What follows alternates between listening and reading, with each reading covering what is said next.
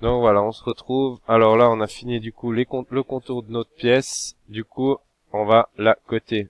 Du coup, là, on clique sur cotation intelligente. On clique dessus. Voilà. Et là, maintenant, on peut venir coter notre pièce. Du coup, on va coter le diamètre. Donc pour ça, on clique la paroi ici. Tac. Ensuite, on clique sur notre axe de symétrie. Voilà. Puis là, on voit qu'on a une cote. Donc soit on peut la coter au rayon, soit on peut la coter ici au diamètre. Donc, nous, on va la coter au diamètre. Tac. Donc là, je vais mettre diamètre 30, hein, par exemple. On peut mettre ce qu'on veut, hein. Ensuite, je coter.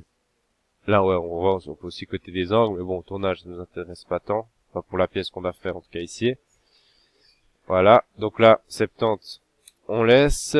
Ensuite, on cote ici.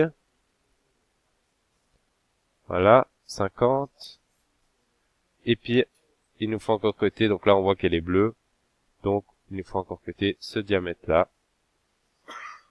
Voilà. Et le diamètre ici, on peut le mettre à 50. Voilà.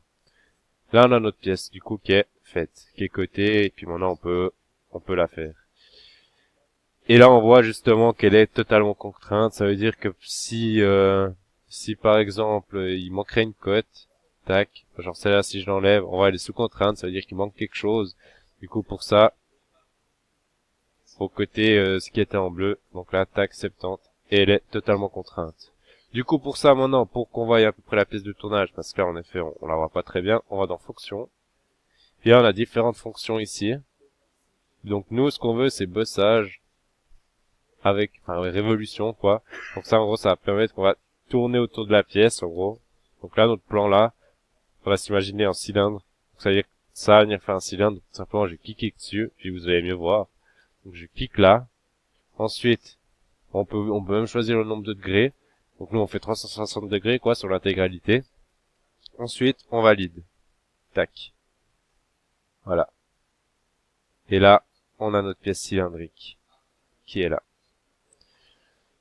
Donc voilà. Donc on se retrouve pour la suite maintenant. À toutes.